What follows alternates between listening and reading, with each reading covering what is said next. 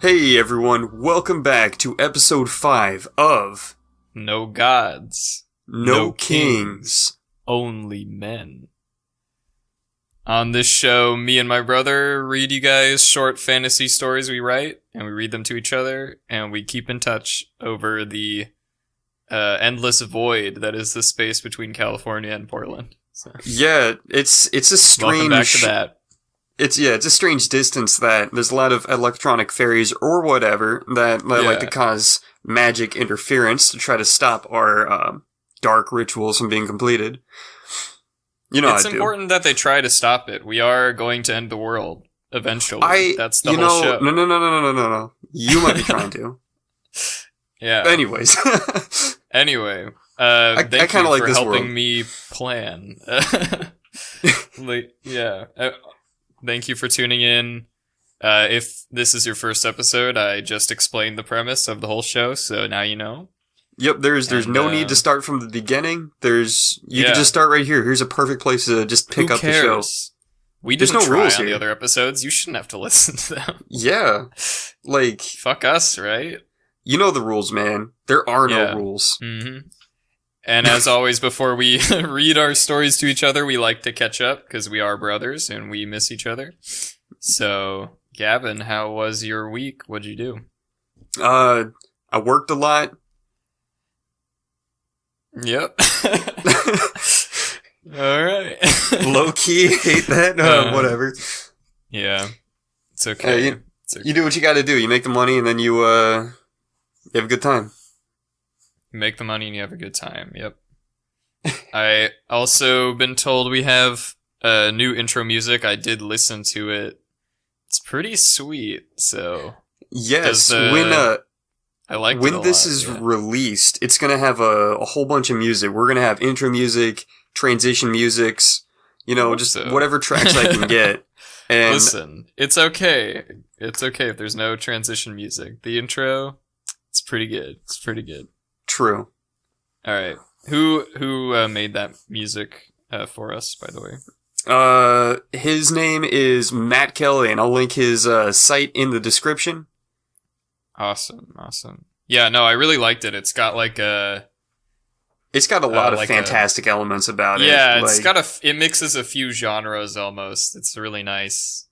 There's no lyrics in it either, which is kind of sets the mood for a storytelling time, which is what we did. What we were doing. So yeah, and I'm planning to release this episode we're recording right now once I have the transition music in the future. So yeah. We're not going to comment on what that sounds like right now, but we're going to assume try it's to get the fucking first rad. 5 episodes out in one block, I think, just to get us started. Which you'll know if you're listening to this right now. So maybe I'll talk about my week instead of podcast logistics. But that's a good point. Yeah, let's talk about your week. How's it hanging? Let's see. I turned in a portfolio for my fiction class, so I was like kind of worried I'd be burned out on fiction writing for this story. Yeah. And I was like very close to being like, should I just link the show? You should do that. Portfolio, because like you can use work you've already done, obviously, but no, I edited a chapter 1 of a sci-fi novel that I've only written the first chapter of. That's pretty sick. Yeah, dude. I liked it. So you should send me what you got, because I'm kind of working on I guess one might call it like think the time of the French Revolution.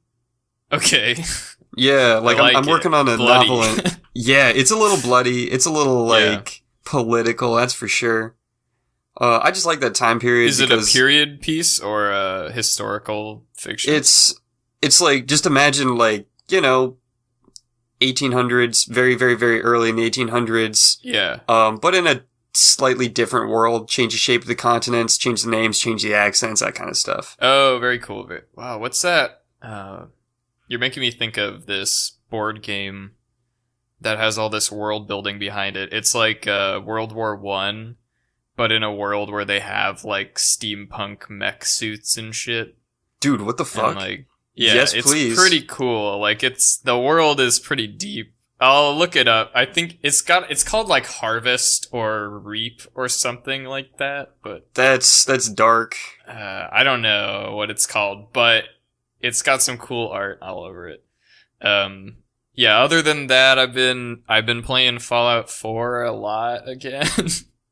Oh yeah, it's like Minecraft but with guns. Yeah, no. when it first came out, everyone was like, "What is this settlement building thing for?" So for those that don't know, it's like a post-apocalyptic shooter, but in the fourth one they added all this like Sim City management of like post-apocalyptic settlements that you build. So what I've been doing is I've been playing in survival mode, which means you have to eat, drink, and sleep and whatever. And it actually makes the settlements like useful. Like I think it makes sense that they put it in the game now, but before it didn't. Like, it makes, because like you can't fast travel, so you need like settlements along the route to anywhere to be alive. I guess it does make sense, doesn't it? Yeah, the survival mode actually gives you a motivation to do it, but like if it weren't survival mode, I wouldn't give a shit like about these people. But no, I mean, yeah. I liked playing that just to build the little settlements because it made all the little people happy, and it was like, that's fun. I like that. That's wholesome. No, I like, because that's what I would do in a post-apocalypse, would just be build stuff. Dude, I'd still want to be a farmer. I don't think I'd be the hero. Yeah, I would want to farm, exactly. So it does speak to me, but it actually makes it useful gameplay-wise in survival mode. And I just mod the survival mode a ton, and I get real absorbed, let me tell you. I dig it. Like, I think the first 4 in-game days, I literally was like, oh, what? The main quest? What? I'm gonna go hunt deer with my dog and go to sleep. I have to survive here, buddy. Like, no, it's very absorbing when you have to do all these things. Yeah, absolutely. So I recommend adding some mods that ups the damage completely. I think everyone does 3 times damage in my game, so like that's pretty good. Things die when you shoot them, and you die when you get shot. It's very tense. It's enjoyable. Yeah, very nice. So that's my life currently, is just me like fitting in Fallout between schoolwork. So I dig it. Yeah. Well, this week's prompts, we got some good ones. Yes, we did. We got they're both from your friends, I believe. Yeah, they are. They're from personally. They're from my dual axis of best friends. Eric, my best guy friend, gave us Litches or Lich, and Emma, my best gal friend, gave us Horns or Horn. So, gotcha. And they did not know each other's prompt at time of giving me their prompts, so they're just randomly. They don't know how good those two fit together. They went well, yeah. For sure.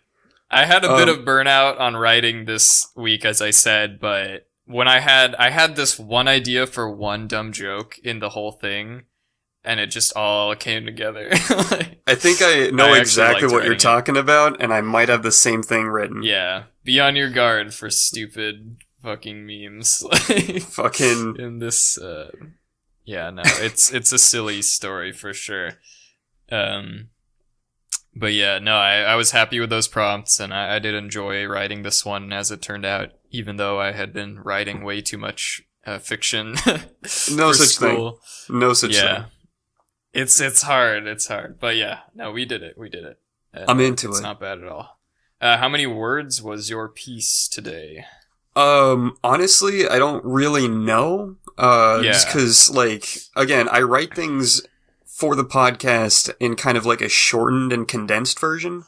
And then I fill the page with I have like, I fill the page with like notes for the extended version. And like, I got like 16 pages on this written, but I'm only going to be reading so 6 for the podcast. You can summarize some parts, but elaborate on others if needed. Yeah, essentially. That's interesting. Yeah.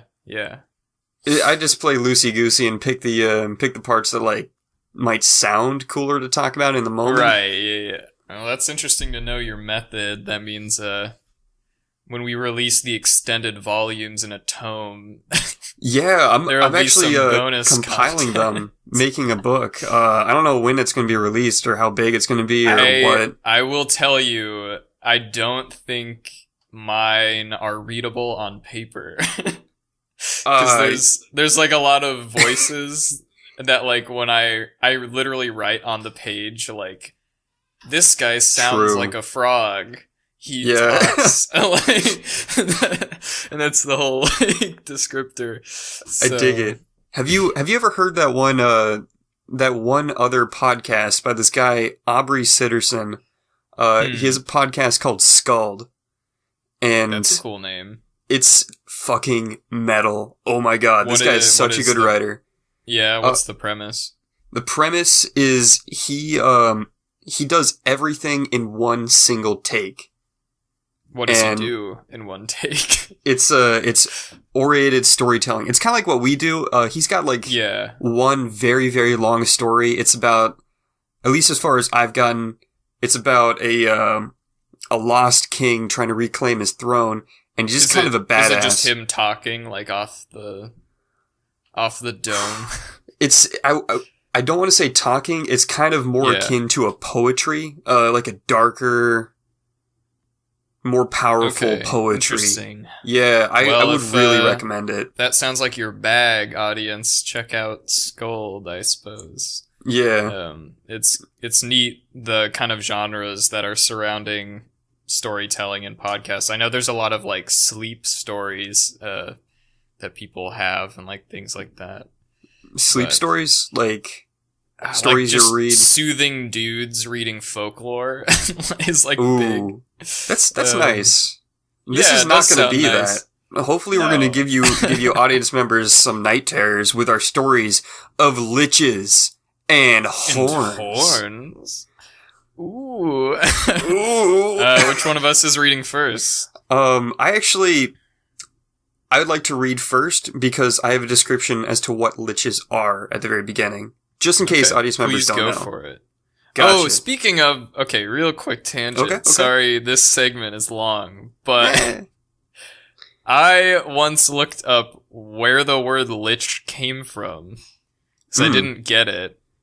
And it's like made up, right? It's like all made up fantasy, but it comes from the gate in front of a cemetery in medieval Europe was called a lich gate. No way. Isn't that the dopest fucking band name? Lichgate. It's a real thing. It's just that's fucking rad. It's like the wooden decrepit archway in front of a shitty cemetery is a lichgate. I love it. That's fucking awesome. Yeah, but there are no like mythical folklore liches. It was just all fancy, made up. Yeah, I mean, this will become folklore. 200 years. I hope you're happy about that, audience.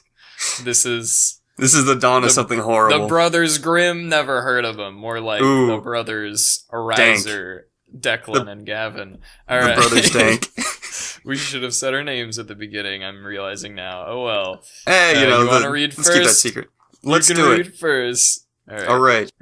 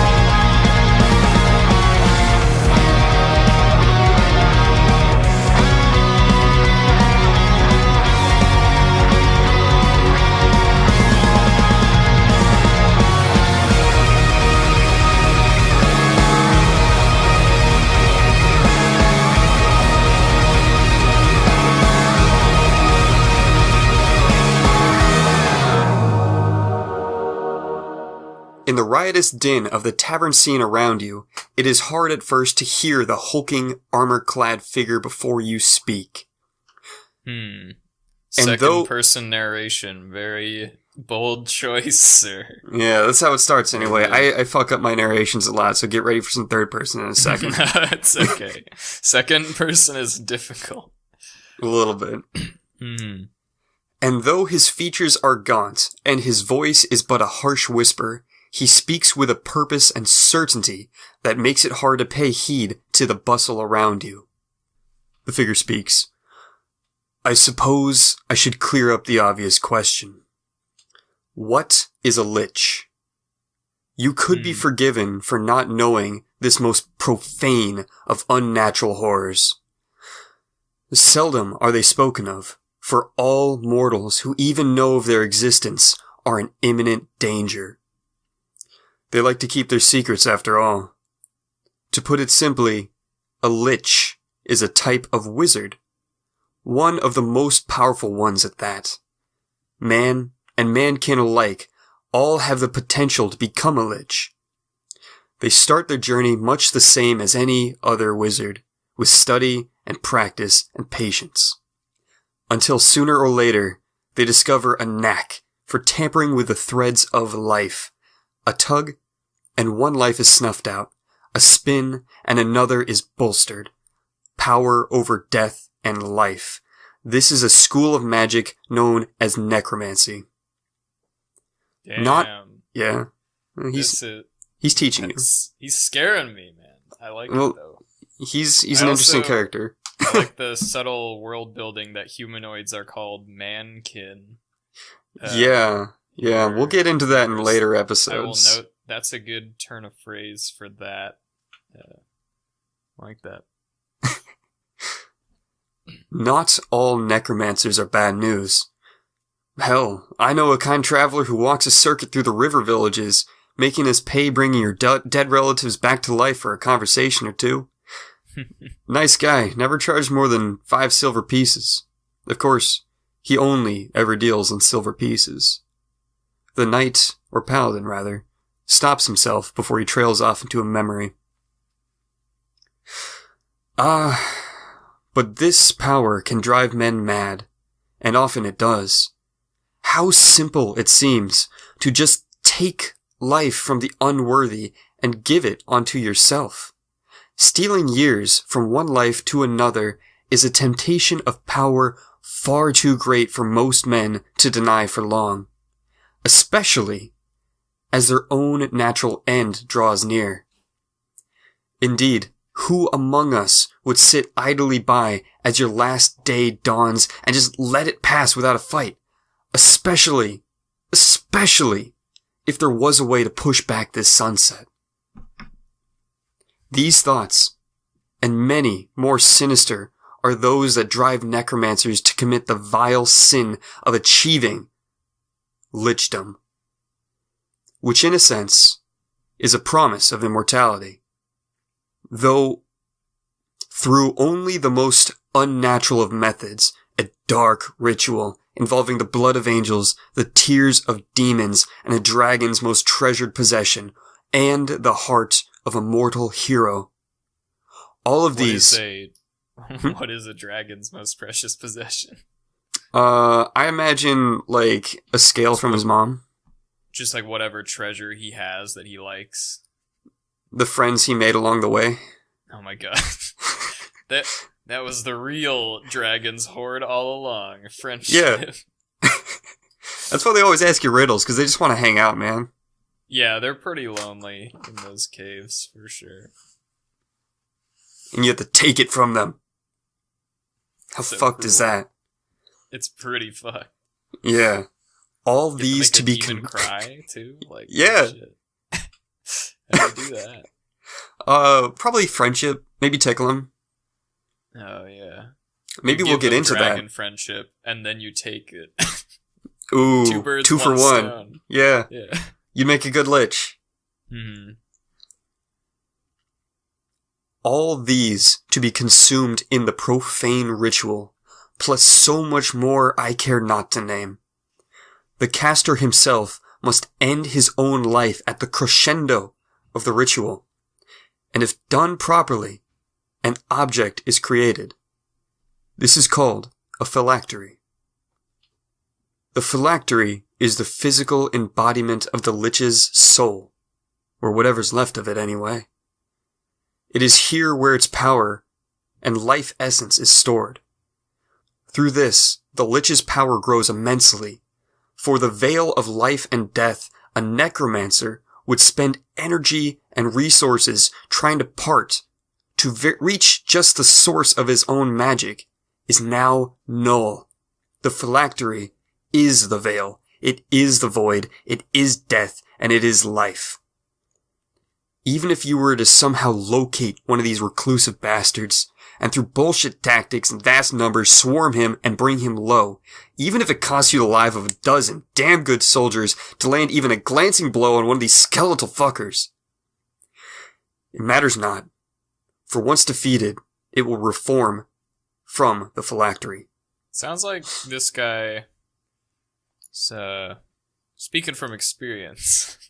Yeah, a little bit. We'll get into that. He's a little mad. I feel like. He's not a huge fan, I don't think. No, I think maybe he lost some friendships along this way. Possibly. Mm-hmm. Who knows? Yeah.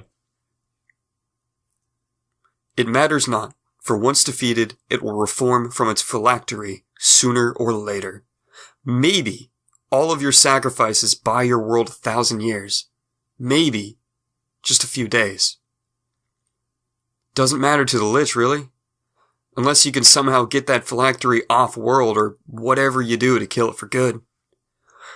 Fortunately, there aren't a lot of Liches. Only the one, at least as far as I know. Cut to the Secret Council of Unlife. Yes. The Council of Liches. I'm sensing a shift in tone. A little bit. I'm pretty ready. Alright. The Council of Liches ponders the life's eternal questions, and with the knowledge of the eons, debate them. Often this results in a battle of wills and magic, and extraordinarily long-winded rants that could, and often would, last the better part of a month. Mm-hmm. But that was not happening now. Indeed, a quiet and palpably stressful atmosphere had settled over the green flame-lit tomb this evening. For there were only 2 Liches, rather than the usual 3. The eldest Lich, the strongest member, and the leader of the group, had become a double Lich. No. I have in parentheses reincarnated into a mortal. Okay. And he was gone. And you can't have a council with an even number of people. It just doesn't work. You need to have a tiebreaker vote. Mm-hmm. Without a third, they would just be a duo or a team. Maybe even a podcast. Oh my god. Declan and Gavin are Liches confirmed.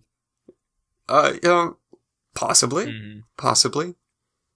But who would take Scrotus's place? Spoke old Two Eyes, the monocled Cyclops Lich. Incorrect. Go on. Shall we announce the tryout/interview for the position? Retorted Brat, the hot dog Lich. It's beautiful. I love them. Yeah, there's Secret Council of Unlife right there. Yeah. The hot dog Lich. Yes, we need that tiebreaker vote if we're ever going to rename the club. I completely agree. I'll send out invitations. Let's say we hold the trial 10-ish years from now. Indeed, such a dire matter certainly calls for such a hasty resolution. Yeah, that's like a week for them. Yeah, basically. Yeah. The 3 postman ghosts were summoned and handed spectral runes and fled the cave with all due haste. They flew through the void and delivered their messages promptly.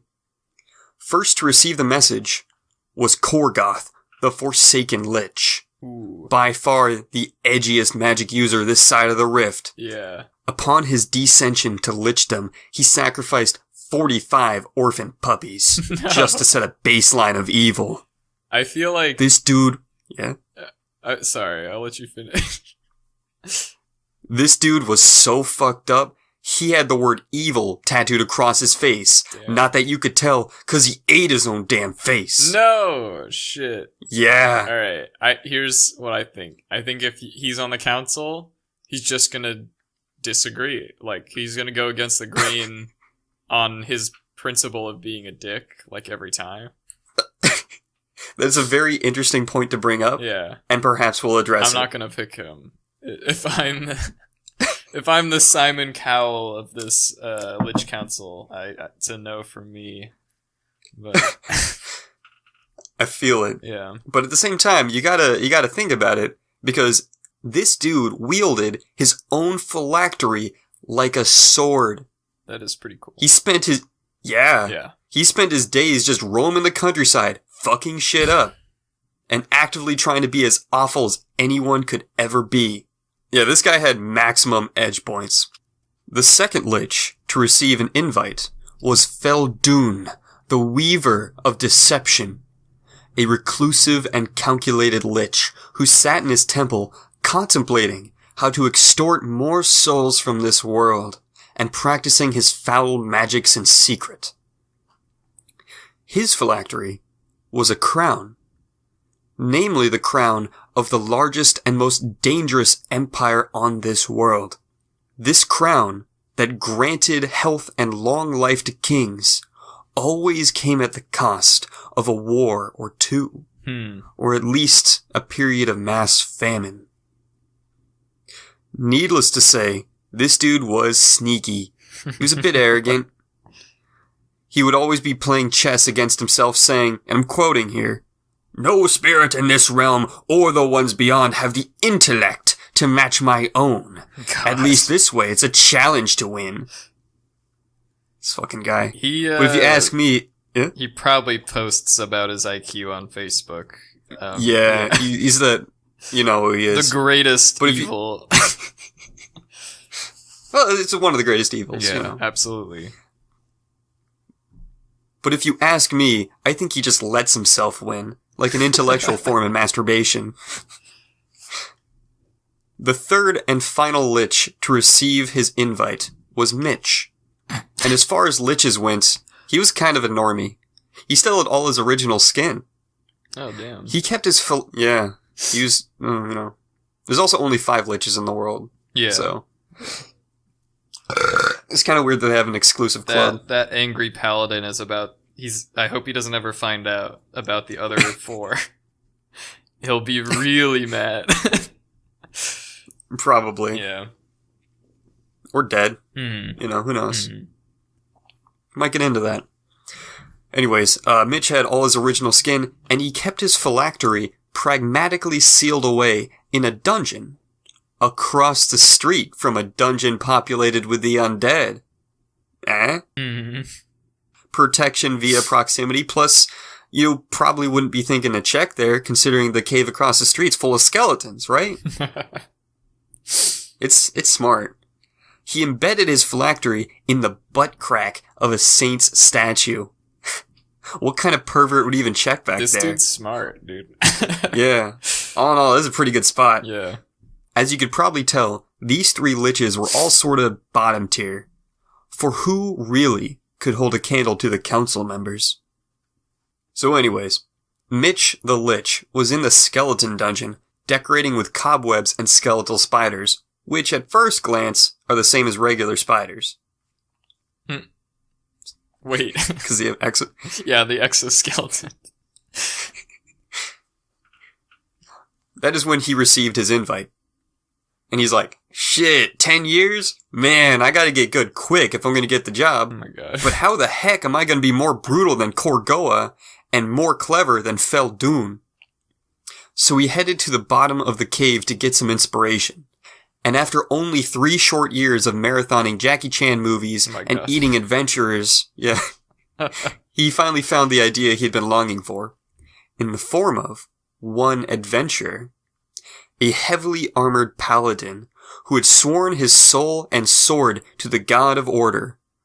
The sheath of his weapon drew Mitch's attention, for it was made of a fine leather that he had never seen before. and after karate chopping the entire party to death, he resurrected the paladin, who was horrified at being ripped away from his afterlife by the very monster that slayed him. Damn, that sucks. You, like, serve your whole life to get into heaven, and you're like, you make it. Like, finally, oh God, I have served you faithfully, and he's like, yes, you are worthy, have all the babes, and then you just get, like, noped right just the fuck back out. Yeah. Rip that guy's life. Or unlife, God, one might say. Dude got karate chopped out of heaven. That sucks. Yeah, dude. Sick leather, bro. Where'd you get it? Mitch spoke with a sneer. Oh, no. The paladin, who was compelled to tell the truth by Mitch's insidious will. Ugh, it's demon leather. I use it as a sheath so that my sword will always know the feel of the enemy's flesh. Damn. Cool. Where do you find demons? You mean to tell me that you completed your ritual without demons' tears? No, I just bought a cage demon from a trader a while back. Oh my God. You know, apparently they roam free in the jungles of South Drakis. Impossible. A demon cannot persist on this divine skirth lest it have a willing master who brings it into this world and feeds it malice, hate, and blood. It's like interesting. It's like the plant from Little Shop of Horrors. Yeah. I don't think any of my roommates have seen that movie. What? Right. I have to get it. We'll talk about this later. Yeah. Interesting. Mitch raised his hand to stroke his goatee that is no longer there. Well, that's what I was told. And indeed, I paid a lot for shipping and handling. No matter. Tell me, Paladin, where do I find demon masters? Seriously? You don't know? Don't fuck with me, Paladin. Yeah, okay, it's just... I kind of thought everyone knew. Oh my God. Well, enlighten me. Mitch spoke with an absolutely sardonic grin. And, air quoting the word enlighten. Because you get it. He's like an unholy creature, and this is a paladin. Yeah. Anyways... There's a sassy rapport. There's a little bit of a sassy rapport here. Well, the best place to check would be a politician's house. They all worship one dark god or another. We are talking about politicians. Yeah. It happened. Okay. Yeah, I would recommend checking the congressmen with dual citizenship. They seem like likely targets for sure. Good point. One cannot serve two masters after all. Thanks, Paladin. No worries. So, what is to become of me? I figure I'll just dispel the magic keeping you bound here. Will I go back to the Hall of my brothers? Mitch pondered a moment. I don't really know. I think your light will simply be extinguished. Oh no. The Paladin frowned. Well... if it's all the same to you, would you mind if I stayed? I will investigate these demons to the south. Yeah, I suppose. There's also a ruin across the street, too. I think it's dedicated to your god. Maybe you could fix it up and protect it from further desecration. Yes, that sounds like a good afterlife to me. Ha ha! I suppose I should thank you, but at the same time, no. But then again... fuck you. Alright. Yes, I understand. I get that a lot. Now go, you have demons to investigate. And do try to stay out of the sun, and also, stay away from the Order of the Silver Lantern. Not a fan of the undead, you see. The paladin frowned and left in a hurry. And Mitch flies into the night after sprouting some hideous giant horsefly wings. Ew. Yeah. Mitch, flying over the countryside, decides to chance it a little bit by entering just the first governor's mansion he finds. He flies straight through the open window tinged with a deep purple hue and eavesdrops on the demon summoning ritual within. The politician is in the middle of sacrificing a child to summon one doozy of a demon. The ritual circle... What? No, I'm just... They're all like that. I know, those damn child slave rings in the higher echelons of politics, man. They're everywhere. Can't escape. Even in Drakis. Can't get away. Even in Drakis, it's still there. Yeah. It's like, whatever. It's kind of like how there's gravity on most worlds, Yeah. It's just... the laws of nature, gravity, governmental, secret, child slavery. Demon worship. Yeah, I never said child slavery. That's what you said. Look it up. Yeah, okay, look it up, kids. The ritual circle was awash with more evil glowing. Mm-hmm. The distant sound of hellish shrieking was growing ever closer, and the wind was whipping wildly around. The floor inside the summoning stone circle appeared as a fleshy and toothy maw. As the blood dripped and the politician chanted, the maw began to slowly crack open, and from below rose a hulking figure. First, its bowed head, muscly neck, and long greasy mane, and horribly scarred purple flesh. Then its body, all four of its arms, each the girth of a fire hydrant, and holding some horrible spiky weapon or another. Nice. Mitch had seen enough. He leapt forwards and karate chopped the politician in half. God. Vertically. The deadliest direction for a chop. Yep. The sudden disturbance caused the maw on the floor to slam shut and slice the demon in half, horizontally. Perfect. Dubs. Listen, at least he has 4 arms, so now he can just walk around on his bottom 2 like a gorilla. I mean, possibly. Yeah. The demon let out a long, echoing wail of pain. One long howl that seemed to rattle into the foundations of the building, but turned into more of a groan as he hit the ground and spilling his guts all out of the bottom half of his body. "Damn you, wizard," it muttered in his harsh tongue before slipping into unconsciousness. "Oh no you don't," said Mitch, and he weaved a spell to bring the demon back from death. Man. The horrifying green magic shot from Mitch's fingers and right into the demon's head, setting its dark eyes alight with putrid green flame. The demon howled backwards. "How the heaven?" Howled backward.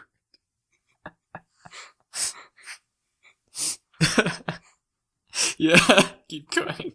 I'm sorry. It's funny. "That's right. Now I got some question," Mitch began, but was soon interrupted. I thought I couldn't be a zombie, Like, aren't I just a soul, or more of a representation of the mortal struggle between righteousness and, Shut up, minion! Look, I command you to... Oh, no, not so fast, wizard. In order to command me, you must learn my true name. Oh, damn. Mitch paused for a moment, put his hands on his hips, and began to ponder. Yet the demon did not relent his position. So Mitch, in a very nonchalant way, resurrected one half the vertically sundered politician. "What's the demon's name?" Mitch barked. The demon, behind him, tried to signal to the politician not to spill the beans, but Mitch's spell was too strong, and the spineless politician surrendered her secrets by gurgling something unintelligible to our ears. Then Mitch snapped his fingers, and she slowly began to disintegrate into a fine ash. "Mr. Litch, I don't feel so good," she gurgled once more, but poof, gone. Mitch turned back to the demon. "Well, Tony, I suppose I now control you." Fuck you, Tony. "How the heaven did you figure that out?" "Well, I'm fluent in gurgle. I ain't some 2-bit necromancer. Did you see my karate chop?" "Yeesh, alright, what do you want?" "Give me your horns. Attach them to my head." If I take them off, I can't do anything. That's where I keep my power." Okay. "If I get some more demon horns, will you attach them to me?" "Yeah, for sure." And with that, Mitch exited the building. Of course, with his fly wings, it took a few tries, but he got out eventually. He then joined up with an anti-government militia and purged the kingdom of demon worshippers. At least the ones who held office. Yeah, I guess the story does take place over 10 years. Yeah. You just went and did that. It took years, but was reasonably successful, and Mitch was hailed by many as a true hero. Nice. And by the end of the 10 years, Mitch had quite an impressive stash of demon horns, and a lot of ride and die homies. Get it? Because it's usually ride or die. But like, he's a lich, so you can imagine what's happening. Yeah. He had Tony the Demon graft the horns onto his body, so many horns in fact, that it was quite impractical for him to move. But Mitch was happy. Now he was literally edgier than Gorgoa. Nice. Cut to the selections. Mitch flies up to the gates of the dread fortress of Undeath, far in the north beyond the Yeti villages and past the grave of the Starborn ones, under the barren snow wastes and through miles of twisting ice caverns. The underground council of Undeath. There he was greeted by the giant Cyclops Lich, Old Two Eyes, and his companion, Brat, the hot dog Lich. Who, I'm not sure I mentioned in the story, but he's just a hot dog.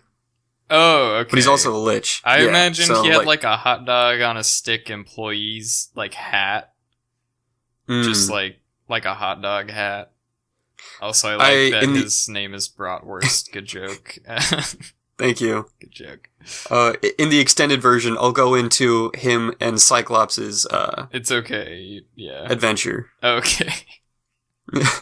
For another time. For another time. Tale for another. Maybe I'll go into that in the future. Yes, could be. Because what happened for those 10 years? You know, we don't know. I don't know.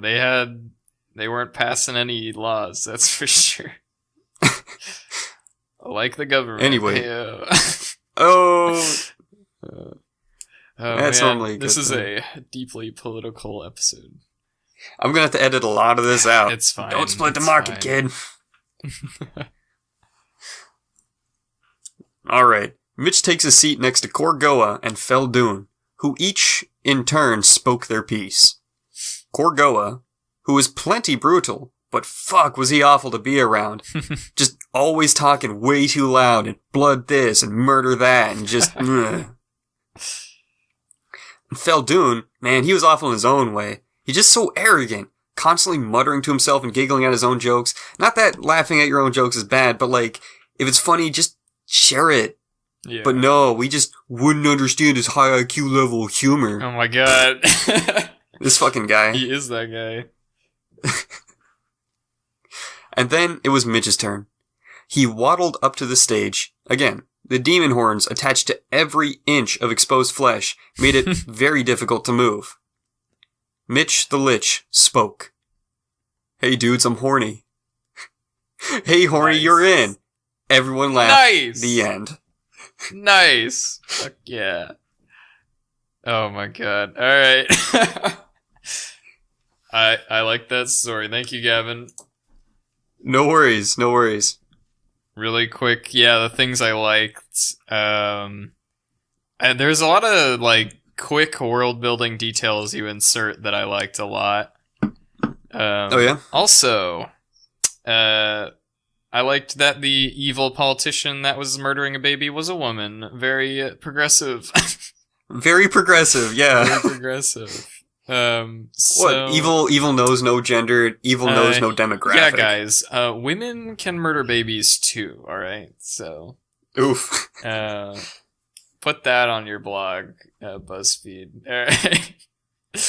I thought they went out of business or something. No, they're still, writing, trash. I guess. Yeah. No, I like that a lot. I liked the characters.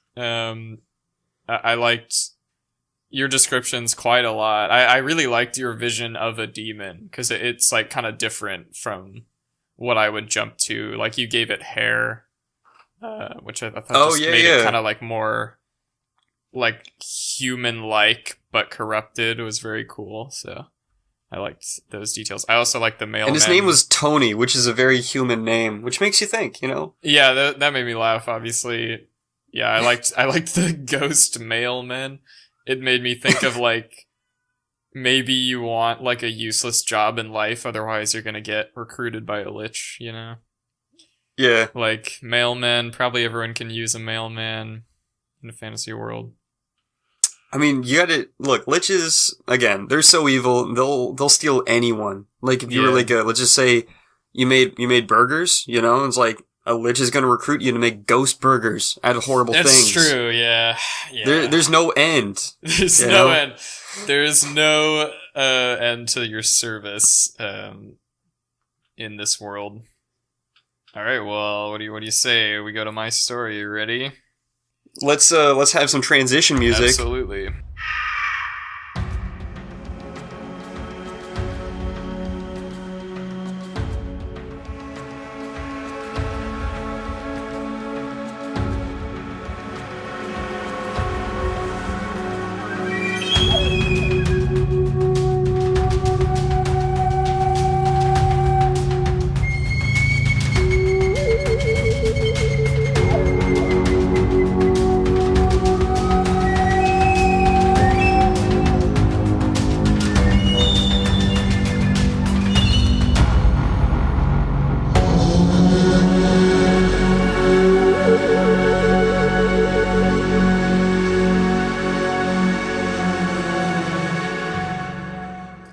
This one, a little more, well, yeah, it's definitely,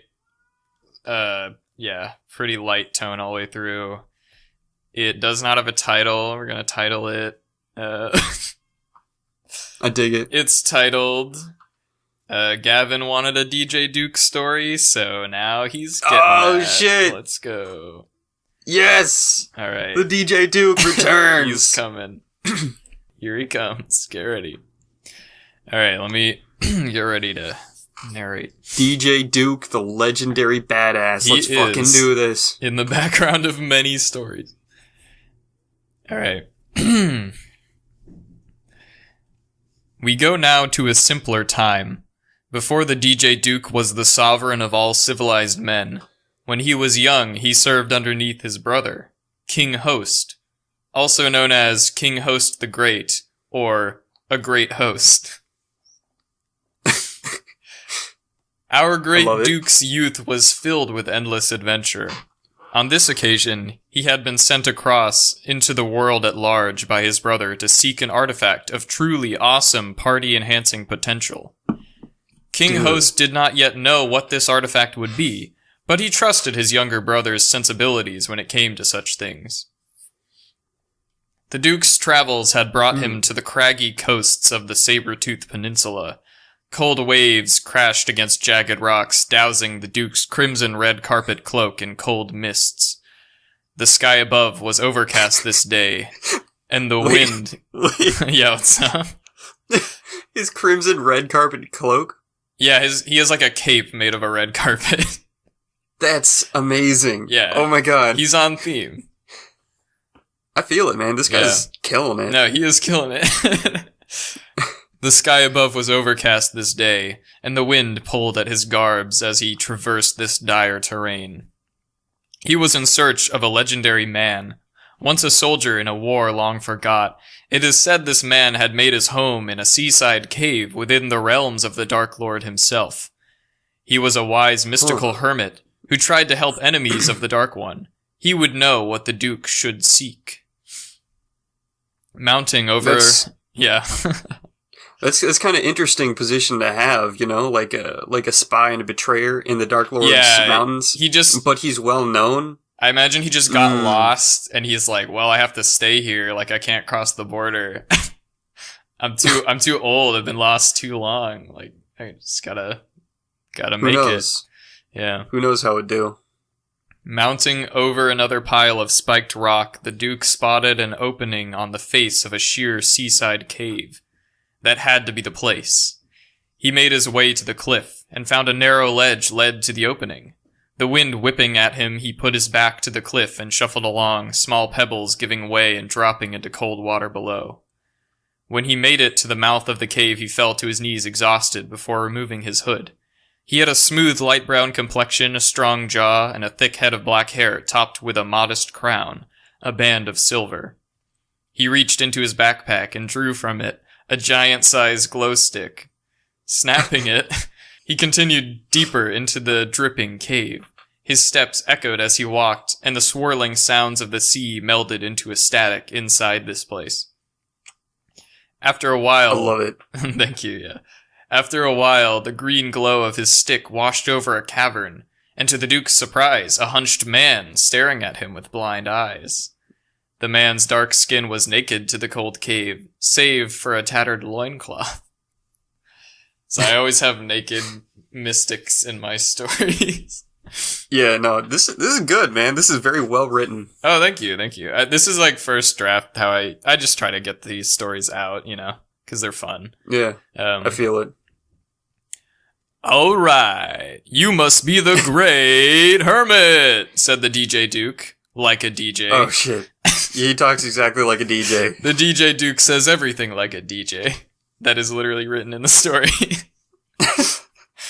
The old man chuckled, amused at the Duke's manner of speaking. That I am, sir, he responded in a withered tone. Your reputation precedes you, DJ Duke. Can I call you DJ? By all means. DJ, you are a great enemy of the Dark Lord. What is it that I could possibly help you with? I seek a great party piece to show our kingdom's strength in this dark time. The old man began retching and cackling to himself. A noble cause, sir. I know what you ought seek. Please, by all means, do go on. Seek ye the horn. What horn? It is known as the horn that goes... Oh, shit. I've heard of this artifact. Yeah, we have it in our world. Yeah. We take it for granted here, though. It sits idly, waiting for a brave and righteous one to use it. It is held on the shelves of the Dark Lord's vacation home. But worry not. Damn. It is the off-season, and the Dark Lord is in the heart of his lands. Oh, damn. His lieutenant, the Lich Lord of Necromancy, sits in the tall tower of this place now, guarding his master's treasures. I bet you could take him, though. Perfectamundo, my old dudo! Where is this place? Oh, it's like less than a mile along the beachside, actually. Right when the beach stops being shitty rocks and starts being sand. Damn, Lich takes up all the good real estate. You got it! With that, and a quick swish of his cloak, the Duke was off. He made his way to the beaches of the Dark Lord's vacation home and was met with the sight of a grand stone keep, topped with a single spiraling tower. Approaching the keep, he saw only one entrance, a double door lined with iron. On its face were two knockers shaped like screaming skulls holding rings in their mouths. Dude. Looks like we're using the front door, said the Duke to no one as he flung the doors wide and marched into the keep's great hall. A dim torchlit stone chamber with a vaulted ceiling. The hall held several banners of the Dark Lord on every wall. The place was also filled with living skeletons seated around wooden tables just hanging out. The Duke's sudden intrusion was met with the empty, confused stares of 20 skeletons all going about various leisure activities. Some had been playing cards, others were betting on bone dice. Now that I think about it, seems like most evil henchmen have serious gambling addictions. Oh well. Dude, that might be why they're henchmen. Yeah, man. You know? I don't know, I was just like I feel like most evil creatures, like the fucking fish pirates from that Pirates of the Caribbean movie, they're always playing that bone dice game, man. They got a problem. I feel it. Maybe it just keeps them sucked into that life, so the leader encourages that kind of behavior. Yeah, it's fucked up. Who knows? That's evil shit right there. Mm-hmm. Upon the Duke's intrusion, the skeletons stood right up, drawing rusted swords. A few held half-rotted shields or wore helms, but all were P.I.S.'d. They all took... They all looked... Thank you. They all looked poised to swarm the Duke when he suddenly spoke. Uh-oh! "That's right, we're gonna mess you up, guy," said one skeleton that all the other skeletons kinda think needs to cool it sometimes. "Uh-oh," the Duke responded. "Looks like it's skele-time." The skeletons lowered their weapons slightly, facing each other in confused wonderment. Before they knew what was happening, all light from the hall was extinguished, then replaced by strobing green and purple flashes. The hall's silence was broken by a bumping, bassy remix of Cotton Empty Eye Socket Joe. The skeletons... like a bassy remix? Yeah. Ooh, I'm loving it. The skeletons' blades evaporated in their hands and turned to red drink cups filled with hard nog. Every skeleton's favorite alcoholic beverage, as it contains milk. "Let's get on our feet and dance," called the Duke into the room, his voice magically bolstered by his party magics. "Come on, guys, this is so lame," said that one skeleton. "You know what, Dude, man?" That skeleton's a buzzkill. He is a fucking buzzkill. "You know what, man?" said another skeleton, turning to him. "Some of us haven't had a good party in 100 years. I don't care. This guy's cool." Nodding in agreement, all the other skeletons began jumping, headbanging, and just having a good time. A few were just cool to stand in circles, having a good cackle with friends. Others jumped on tables with each other, tip-tap dancing. Nice. As the impromptu party swelled, the Duke made his way further into the chamber, high-fiving and finger-snapping at the skeletons that genuinely seemed chill. Once he made it to the far end of the hall, he spoke to a skeleton leaning against the wall alone, watching the crowd. "Hey, dude, do you know how to get to the top of that big tower?" Oh yeah, the skeleton responded meekly. "Go through this door, past the Hall of Tortured Souls. Then you'll have to ask the Liches cultists to pass this stairs." The Duke noticed the skeleton's far-off stare was aimed at another Grooven skeleton. Though the skeleton... You know. Though the skeleton had no eyes, the DJ could tell what was going on there. This bony boy was too shy to talk to that cutie pie. "Fantastic," said the Duke. Hey, Declan. Yeah. Why didn't the skeleton ask the other skeleton maiden out on a date? Wait, let me think. This is a pun.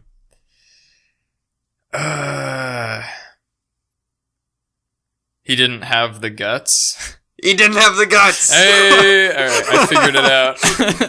You did good, kid. I solved the riddle. Alright. "Fantastic," said the Duke. Before he left the chamber, he gave the skeleton a wink and addressed the crowd once more. "Alright, folks, we're gonna slow it down. Don't be shy. You'll need to grab a partner for this one." The Duke gave the skeleton a gentle shove forward and smiled as the skeleton looked back at him. They both gave each other a knowing nod. Nice. As Lich's Tower by Magic Seal began to fade in, hey! the Duke slipped through the door to the next hallway. That was the joke that wrote this entire story, by the way. He lingered at the door and watched the skeleton approach the other. Before the lyrics of the song cut in, he asked shyly for a dance. "Sure. You put your hands on my pelvis bone like this," they laughed. "And I put my hands around your upper spinal vertebrae like this." The smooth tones of Magic Seal swelled as they swayed. Oh, I gotta get ready for this one. I love it. This is a good guy. There was a Lich's Tower, alone on the sea. You became the dark on the light side of me. The Duke closed the door to the music behind him, knowing he did a good thing. Fuck yeah. Yeah. No, that was amazing. Good singing, dude. Thank you. I'm laughing too much to actually sing. Alright. He then entered a long dark... Alright, let me narrate it properly. He then entered good job so far. Thank you. He then entered a long, dark hallway. The ceiling was low and seemed to close in on the Duke. The walls of this stone stretch stunk of decay, and warm blood trickled from the walls. Undaunted, the Duke stepped further down into that place, his footfalls ringing in the silence. He came across a suspended cage filled with skeletons. Dead skeletons. Like, not the moving kind, that have wallflower moments at parties. As he put that grim monument behind him, wisps of bluish white appeared and dissipated. They began swirling and flying at his head. As they did, harrowing voices filled the Duke's mind. Turn back. Leave this place. You die here. No. Can't save us. Already gone. The cries brought him to a slow, but unshakable confidence still splayed across the Duke's grinning face. Come on, voices, let me hear you say, oh! What? Why have you come? Turn back. Come on, let me hear you say, ooh! The voices began chiming in sporadically and disjointed at first, but then as one. Ooh! Good, now let me hear you say, ah! Ah! Ah! Let's go now, ooh, ah! Ooh, ah! Ooh, ooh, ah! Ooh, ooh, ah! The ghostly symphony followed the Duke until he reached the end of the haunted hall. There stood an archway blocked by a gate of woven iron bars. Hey, that was really fun, man, spoke an ethereal voice in the Duke's mind. With the sound of scraping metal, the iron barrier ascended magically into the ceiling. The DJ Duke... Fuck yeah. Yeah, dude.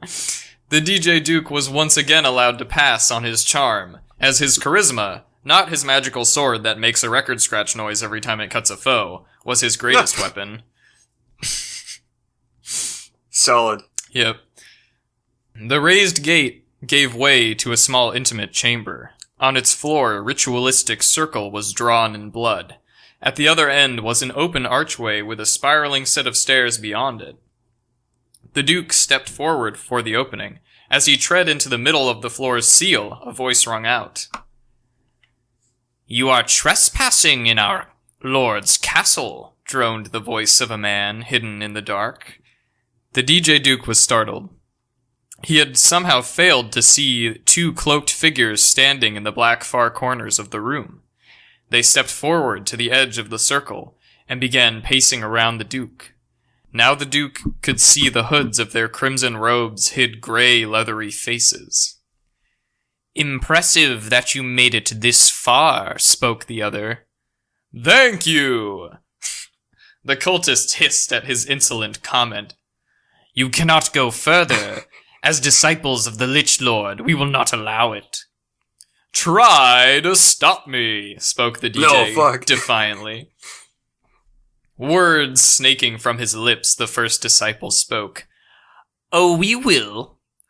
All of us, added the other. As he said this, the cultists seemed to multiply. Perfect replicas of the two robed men sprung from nothing at the edges of the ring. What was a moment ago 2 figures circling the Duke became 12. As they paced around him, they laughed, spoke, and walked in unison. How can you fight us, traveler, if you don't know which is the real one? The Duke knew this was no time for partying. These dudes were absolutely not feeling his vibe. He drew a sword from beneath his velvety cloak and swung at a figure. His blade went through it like air, and the procession kept walking an even pace around him. Ha ha ha, fool! You thought you could— Wait, shit, no wait, said one of the real cultists as the Duke's blade buried into his side. The sound of a record scratch reverberated from the sword. As it did, all time suddenly stood still. Everyone was completely frozen in motion, and no sound could be heard. Then, a disembodied voice spoke over this captured moment of time. What? What's going on? How? Oh God. I'm dead, aren't I? Is this hell? Oh God, I can see myself. What is this? My life is flashing before my eyes. So much regret. God's not like this. Not like this. Suddenly, motion returned to the world as the Duke pulled his bloodied blade from the cultist. He fell to his knees, bleeding and defeated. The illusions around them disappeared. The cultist cohort spoke angrily to his bloodied comrade. "What the hell was that?" I know, he panted, and let out a bloody, wretched cough. "He possesses magics beyond anything I've ever seen." "No, not him, you! That was the worst freeze frame I've ever seen in my life." "Like what? Have you never done that before? You even know what that is?" "I'm sorry? What? Here, I'll show you how it's done, so you don't embarrass yourself again. Hey guy with the sword, hit me, would you?" "All right," said the Duke. He thrust the sword into the disciple's stomach, again to the tune of a record scratch that suspended them all in time. Then the detached voice of the cultist became the only sound. "Yeah, that's me. No, not him.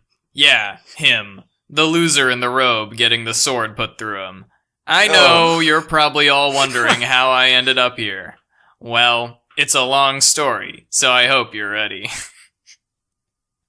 I know exactly what song is playing, too, in the background. Time returned as the Duke withdrew his weapon from the man's bowels. He collapsed to the floor, bleeding. "See?" he coughed together as the Duke marched past them to the stairwell. They both bled to death on the floor minutes later. Lich's minions. I imagine that happens pretty often for them. Yeah, maybe they'll come back to life. Who knows? Finally, the Duke made his way to the top of the tower. It was a large circular bedchamber, with windows open to the daylight. Crowded shelves and bursting chests filled with all manner of strange artifacts lined every wall. On the far side of the room, atop a high shelf, sat a hollowed and curled devil's horn. Nice. That had to be it. The Duke crept forward and was suddenly stopped by a sharp inward snore. The Lich, it was lying asleep in the bed and had just rolled over. His eyes were shut, but his gaunt skull was still unnerving. Dried flesh clung to him, and he had no nose. But he was wearing a little sleeping cap and holding a teddy bear, so the Duke had to admit to himself that that was probably the cutest a Lich could be. The Duke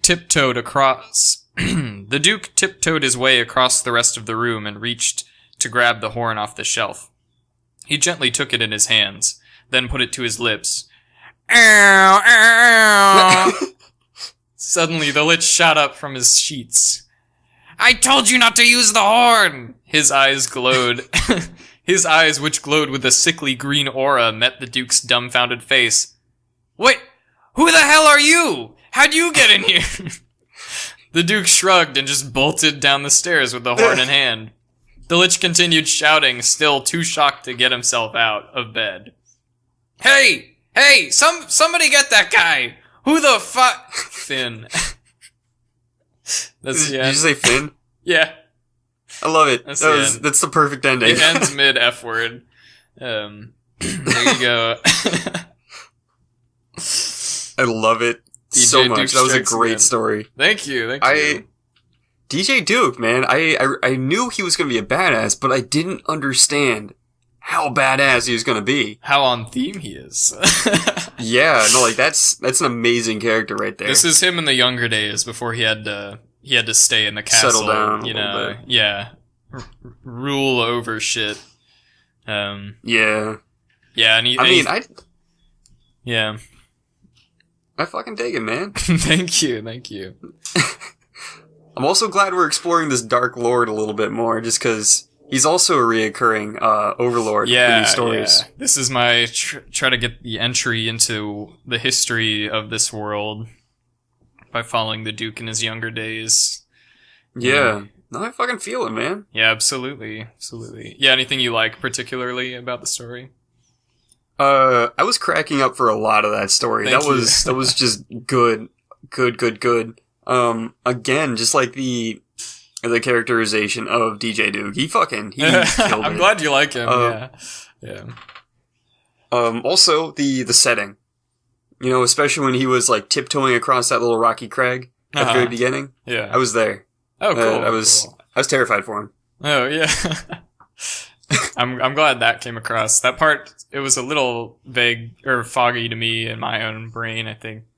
So I'm glad. Side note, the Sabertooth Peninsula holds the forest of Warmancer's intramural technical Conjuration High School, so from episode 2. Shit, so he was crossing the border of 2 dangerous realms. Well, yeah, he's Warmancer, he's not a good fella. The witch school is a subsidiary of the Dark Lord, so... Yeah. Yes, so, yeah, all the same Dark Realm, but yes, he's pretty far in this adventure, so... Damn. Alright. Well, Gavin, I gotta tell you something. What's up, man? There's an after credits scene to this story. Oh, shit. Now that we've talked about it, so... Okay. After credits scene, : In the dark seaside cave, the old withered hermit stands above the lich, who is now garbed in a sorcerer's robe. The hermit's face is tilted upward with a blank expression, his mouth agape. No words come from him, yet the lich is kneeling at his feet, pleading. What? I'm sorry, Lord. There was nothing I could do. I tried to stop. Yes, I should not question you, Lord. Oh, that is evil. So fucking evil. The lich begins laughing maniacally until he suddenly stops, faces the audience, and says, "Oh, there's gonna be a part 2. Actual Finn. No! What the fuck? Yep. That's a betrayal I did not see coming. Get ready. Dude. Get ready. What's really in that horn, man? See, I was questioning the validity of this fucking mystic from the beginning, man. Yeah. I'm not saying I called it, but fuck, I did not see that coming. That was a little bit next level right there. Thank you. Damn. All right, now it's really over. Okay. Yep. Lay Finn Part 2. Finn, yep. The Finn had a part 2 as well. All along. The best twist. Yeah, well, I liked this episode. This was a good day. Wait. The Finn Part 2 is ish. I should have just wrote ish. Yeah. It's true. Yeah, well, I love these prompts, so thank you again, my best friends in the whole wide world, Emma and Eric. Love you both. Yeah, solid prompts. Yeah, good time. If you would like to leave us a prompt, do that. Please do. We'll probably use it. We don't have any audience yet, because these haven't come out, so... Yeah. We'll definitely appreciate literally any amount of attention you want to give us. Indeed. And even if we don't pick your prompts, it's going into the hat probably. It'll go into the hat. Figuratively speaking, it'll be out there. We'll think about it. We'll have it in our brain anytime we want to use it. So yeah, true. Please do that. And yeah, I just want to say thanks for listening. So, thanks for listening, guys. Mm-hmm. Lay Finn for real. Lay Finn of the podcast.